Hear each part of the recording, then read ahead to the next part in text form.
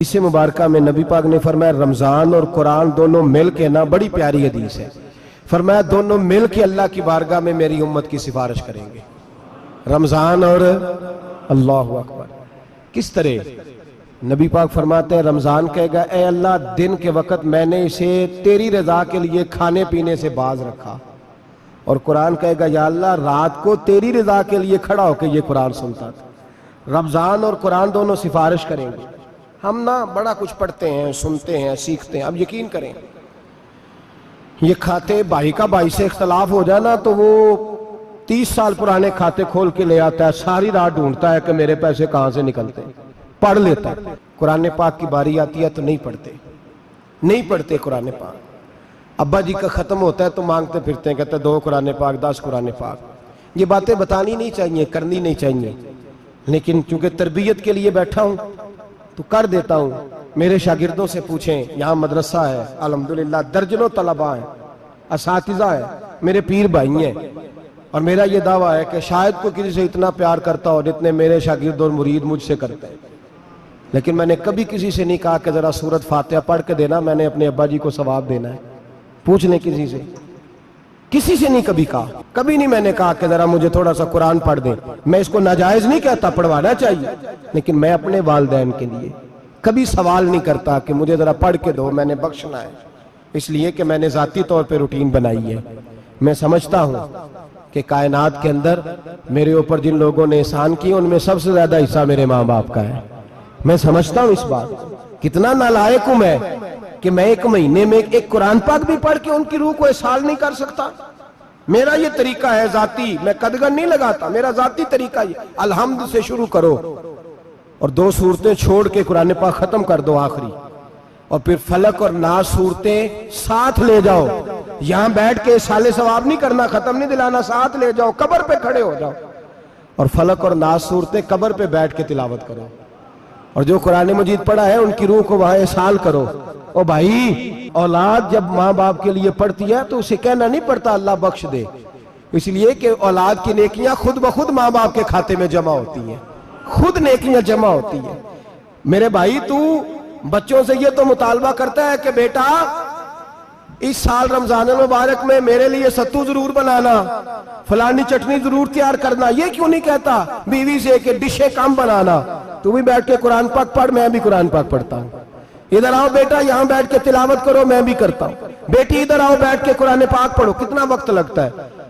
حافظ اور قاری اور علماء اگر پڑھے تو 20-25 منٹ لگتے ہیں قرآن پاک کا سپارہ پڑھنے، اور اٹک اٹک کے پڑھنے والا بھی پڑھے تو 1 گھنٹہ لگ جائے گا۔ اور میرے نبی پاک صلی اللہ علیہ وسلم نے فرمایا جو قرآن پڑھتے ہوئے اٹکتا ہے اللہ اسے ڈبل ثواب عطا فرماتا ہے۔ فرمایا جو زبانی پڑھے سنگل ثواب، جو دیکھ کے پڑھے اسے ڈبل ثواب۔ حضور کیوں؟ فرمایا اس لیے کہ میرا قرآن دیکھنے پہ بھی اللہ ثواب عطا فرماتا ہے، قرآن دیکھنے پہ بھی اللہ ثواب دیتا ہے، دیکھنے کا بھی ثواب۔ رمضان شریف میں قرآن پاک پڑھے، کھول کے پڑھے۔ اور میرے بھائی اگر تیرا بچہ پڑھے، اگر تیری بیٹی پڑھے، کائنات کا خوش نصیب باپ وہ ہے کہ بیٹا قرآن پڑھے، چاہے ناظرہ ہی پڑھے، جس کی بیٹی پڑھے۔ زندگی میں انہیں اس کام پہ لگا جاؤ، مرنے کے بعد بھی پڑھیں گے۔ امام جلال الدین سیوطی شافعی رحمت اللہ علیہ فرماتے حضرت عیسیٰ قبر کے پاس سے گزرے، قبر پہ عذاب ہو رہا تھا، اللہ کا غضب برس رہا تھا، جناب عیسیٰ استغفار پڑھتے ڈرتے گزر گئے۔ تھوڑی دیر کے بعد، چند گھنٹوں کے بعد گزرے تو اسی قبر پہ پھول کھلے ہوئے تھے، رحمت برس رہی تھی۔ حضرت عیسیٰ علیہ السلام عرض کرنے لگے مولا تو بے نیاز ہے، میری طاقت نہیں تیرے کاموں میں بولنے کی، پر ابھی تو یہاں عذاب ہو رہا تھا، ابھی رحمت برس رہی ہے۔ جناب عیسیٰ کہتے ہیں آواز خدا بندی آئی، عیسیٰ بندہ بڑا گناہگار تھا، پاپی تھا، مجرم تھا، خطا کار تھا، لیکن جب اس کا انتقال ہوا، اس کی بیوی حاملہ تھی، اس کے پیٹ میں بچہ تھا، بچہ اس کے انتقال کے بعد پیدا ہوا، آج وہ 4-4.5 سال کا ہوا ہے، مکتب میں گیا ہے، مدرسہ میں گیا ہے، استاد نے بسم اللہ شریف پڑھائی ہے، فرمایا اس نے توتلی زبان سے کہا ہے بسم اللہ الرحمن الرحیم، کہا عیسیٰ مجھے بتلا اس زمین پر وہ معصوم جسے ابھی رحمان اور رحیم کہنا نہیں آتا، وہ توتلی زبان سے مجھے رحمان اور رحیم کہے، اور میں اسی زمین پہ اس کے باپ کو عذاب دوں؟ فرمایا اس نے ایک بار رحمان اور رحیم کہا ہے، میں نے اس کی باپ کی قبر کو نور سے معمور فرما دیا ہے، نور سے بھر دی ہے قبر، برکت سے بھر دی ہے۔ اللہ کرے میرے بیٹے بھی قرآن پڑھیں، اللہ کرے میری بیٹیاں بھی قرآن پڑھیں، اللہ کرے ہم سب کی اولادیں قرآن پاک پڑھیں۔ دیکھیں نا امام اعظم ابو حنیفہ رمضان میں 61 قرآن پاک پڑھتے تھے۔ کتنے؟ 60 تے ایک، اللہ اکبر۔ ایک قرآن پاک دن میں پڑھتے پورا، ایک رات کو پڑھتے، ایک تراویح میں پڑھتے، 61 قرآن پاک امام صاحب پڑھتے۔ آپ فرماتے میں نے چھوڑ دیے سارے وظیفے، میں صرف رسول اللہ کا قرآن پڑھتا ہوں۔ رمضان سارا قرآن پاک، سارا رمضان۔ اب تو عادت ہی نہیں رہی ہمیں قرآن پاک کی۔ اگر لوگ ناراض نہ ہوں تو محفل نعت ہوتی ہے تو تلاوتیں کتنی ہوتی ہیں، اور نعتیں ہم نے ذوق ہی نہیں بنایا، ذوق ہی نہیں بنایا ہم نے تلاوت قرآن کا، اس لیے کہ قراء علماء فقراء ان کو ہم تیار ہی نہیں کر رہے، ہم تو ایکٹر پال رہے ہیں جو پیسے لیتے ہیں نعت خوانی کے، معاذ اللہ۔ او میرے بھائی، کیا قرآن میرے نبی کی نعت نہیں؟ حضرت عائشہ صدیقہ رضی اللہ تعالیٰ عنہ کے پاس صحابہ گئے، کہنے لگے اماں جی ہمیں نبی پاک کا اخلاق بتلائیں، تو اماں جی کہنے لگی جاؤ جا کے قرآن پاک پڑھو، کالا خلقہ القرآن، سارا قرآن میرے نبی کے اخلاق کا ہی نام ہے، یہ ساری نعت ہے، یہ ساری نعت ہے۔ اس نعت کو سننے لوگ کیوں نہیں آتے؟ اتنا رش میں اپنے نعت میں اتنا تراویح پہ کیوں نہیں ہوتا؟ اور ملت کا جوان یاد رکھے، بوڑھے تراویحاں پڑھتے ہیں، ضعیف تراویحاں پڑھتے ہیں، گھٹنوں میں درد ہے تراویحاں پڑھتے ہیں، بیمار بوڑھے تراویحاں پڑھتے ہیں، جوان وہاں چوک میں کھڑے۔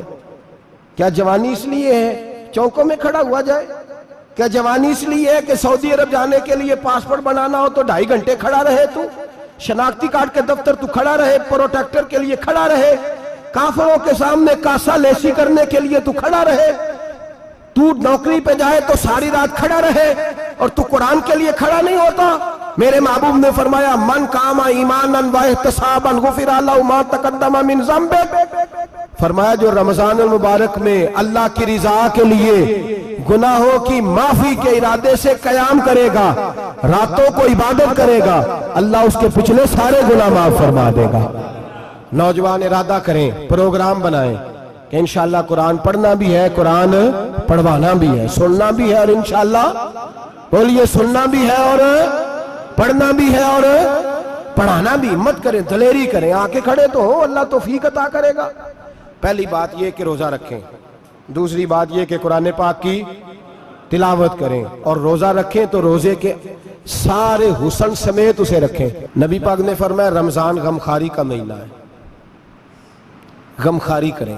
ہمارے زمانے میں 2 قسم کی تکلیفیں ہیں، ایک تو غریب آدمی، اس کا حال یہ ہے کہ وہ مانگتے ہی گزارا کرنا چاہتا ہے، اس نے ہاتھ یوں کر لیا ہے تو اب اس کا یوں ہونے کو تیار نہیں۔ ضرورت اگر کسی آدمی کو کسی دروازے پہ لے جاتی ہے تو برا نہیں، لیکن سوال کا اپنے اوپر دروازہ کھول لینا یہ ٹھیک نہیں۔ فاقہ کشی پیدا کریں، حوصلہ پیدا کریں، تھوڑے پہ گزارا کرنا سیکھیں۔ غریبوں کو بھی اجازت نہیں کہ وہ نکل کھڑے ہوں میدان میں مانگنے کے لیے، ٹولیاں نکلتی ہیں رمضان میں، جتھے نکلتے ہیں خیرات کٹھی کرنے والے۔ بچیں، میرے نبی پاک صلی اللہ علیہ وسلم نے فرمایا جس نے بغیر ضرورت کے سوال کیا، جب قیامت کے دن آئے گا تو اس کے چہرے کے اوپر گوشت نہیں ہوگا، صرف ڈھانچہ ہی ہوگا۔ اتنی بھیانک صورت میں آئے، بغیر اشد ضرورت کے سوال نہ کر، کبھی سوال نہ کر۔ اور امیروں سے گزارش ہے کہ رمضان ہمدردی کا مہینہ ہے، ہمدردی کریں تو سامنے والے کی عزت کا بھی خیال کریں۔ یہ بات درست ہے کہ غریب سیاڑا نہیں ہوتا، اس لیے کہ جس کی جیب میں پیسے نہیں ہوتے بھائی اسے عقل بھی نہیں ہوتی، جس کے گھر کار نہیں ہوتی اسے چلانے کا طریقہ، جس کے گھر اوون نہیں ہوتا اسے چلانے کا طریقہ بھی نہیں آتا، جس کے گھر میں چیزیں ہوتی ہیں اسے چلانا بھی آ جاتا ہے، جدے گھر دانے اور دے کملے بھی اس کے سیانے ہو جاتے ہیں۔ تو چودھری صاحب، سیٹھ صاحب، نواب صاحب آٹا تقسیم کرتے ہیں، کھڑے ہو کے فوٹو کھچاتے ہیں، فیس بک پہ دیتے ہیں، اور ایک آٹے کا تھیلا اور 10 اخباروں میں فوٹو۔ اللہ سے ڈریں، رمضان ہمدردی کا مہینہ، ہمدردی کا۔ غریب کو دیں تو اس کی عزت کو رسوا نہ کریں۔ میرے نبی پاک علیہ السلام کے صحابی حضرت عبداللہ ابن عمر رضی اللہ تعالیٰ عنہ ڈھونڈ کے لاتے تھے مسکینوں کو، ڈھونڈ کے، اور جب لاتے تھے تو اپنے دسترخوان پر بٹھا کر اپنے ساتھ افطاری کرایا کرتے تھے. اور پھر فرمایا اللہ تعالیٰ نے لن تنالوا البر حتی تنفقوا مما تحبون، اللہ کے راستے میں وہ چیز دینی ہے جو تمہیں زیادہ پیاری ہو. کون سی چیز جو تمہیں؟ میں تھوڑا سا بے باک ہوں، بعض دوستوں کے ساتھ، سب کے ساتھ نہیں. ایک دوست مدرسے میں گھی دینے آئے ایک دفعہ، تو وہ والا گھی دے گئے جو سب سے سستا تھا. تو میں نے کہا آپ مجھے دیانتداری سے بچائے، آپ یہی کھاتے ہیں گھر میں؟ کہنے لگے نہیں. تو میں نے کہا پھر ہم نے بچے مارنے کے لیے تو نہیں نہ رکھے ہوئے، کیا وہ والا گھی اللہ کے راستے میں پیاری چیز دے رہی ہے نا، اس لیے گلے گلے نوٹ لوگ مسجد کے گلے میں ڈال جاتے ہیں، پھٹے ہوئے ڈال جاتے ہیں، کہتے ہیں جوڑ لیں گے مولوی صاحب. اور خدا کے بندے پیاری چیز دینی تھی تو نے، اور تو نے اس کا ترجمہ الٹ کر لیا ہے. سمجھ لیں رمضان المبارک میں کسی غریب کی مدد کرنی ہے تو ساتھ اس کی عزت بھی کرنی ہے. نبی پاک علیہ السلام کے دروازے پر جب یہ جملہ ایک ہے لیکن بڑا قیمتی ہے. صحابہ کہتے ہیں جب ہم دروازہ رسول پہ جاتے تھے خیرات بھی ملتی تھی اور عزت بھی ملتی تھی. خود بھیک دیں خود ہی کہیں منگتے کا بھلا ہو.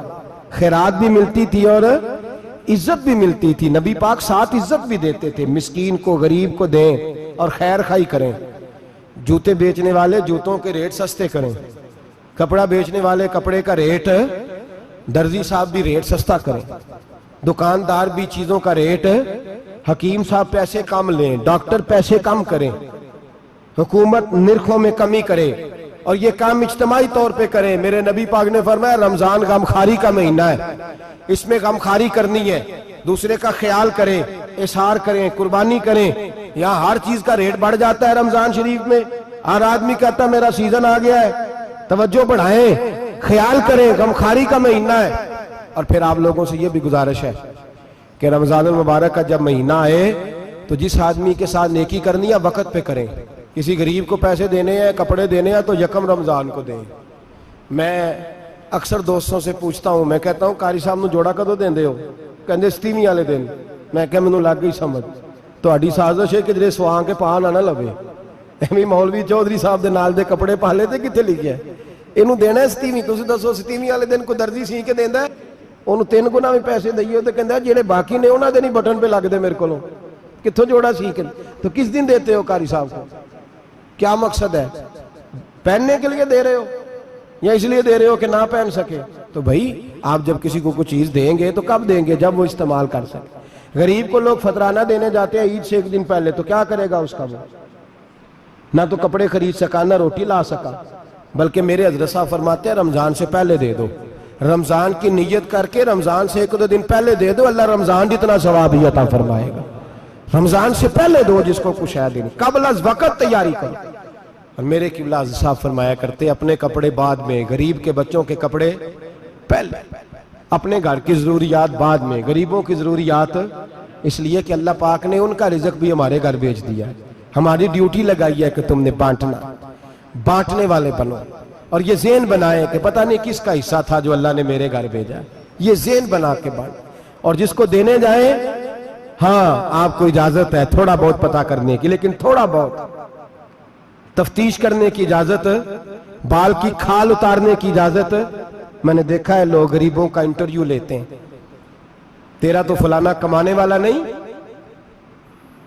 تیرا تو فلاں بچہ. او بھائی بہت سارے غریب ایسے ہیں، بڑے ہیں جو کمانے کی کوشش کرتے ہیں لیکن ان کا سبب نہیں بنتا. ہاں ہیں ایسے لوگ جو سعودی عرب چلے گئے ہیں، کہتے ہیں تیرا تو فلاں باہر نہیں گیا ہے، گیا ہے، لیکن سارے سعودی عرب جانے والے بھی مال کمانے کی طاقت نہیں رکھتے. کئی وہاں بھی بیٹھ کے بیچارے قرضوں میں الجھے ہوئے ہیں، وہاں والوں کے ظلم کا شکار ہیں، بہت ساری آزمائشوں میں. تو تفتیش کرتا ہے. میرے امام شافعی کا ایک جملہ اگر آپ کو یاد رہ گیا تو بات بن جائے گی. امام شافعی رحمت اللہ، بلکہ حضرت غوث اعظم جیلانی کے پاس وہ بات آپ کو زیادہ فائدہ دے گی. حضرت غوث اعظم جیلانی کو ان کا ایک مرید سمجھانے لگ گیا، کہنے لگا حضرت جی آپ سب کو دیتے رہتے ہیں، ہر بندہ مستحق نہیں ہوتا، ذرا ٹٹول کے دیا کریں. تو غوث اعظم جیلانی فرمانے لگے بھائی مجھے تو لگتا ہے تو بھی ان چیزوں کا مستحق نہیں تھا جو اللہ نے تجھے عطا کر دی ہے. پہلے تو بتا تو مستحق تھا، تجھے اپنی حیثیت اوقات کا پتہ ہے جو اللہ نے تجھے دے دی ہے؟ طاقت تھی، کوالٹی تھی، تیرے اندر وہ صلاحیت تھی.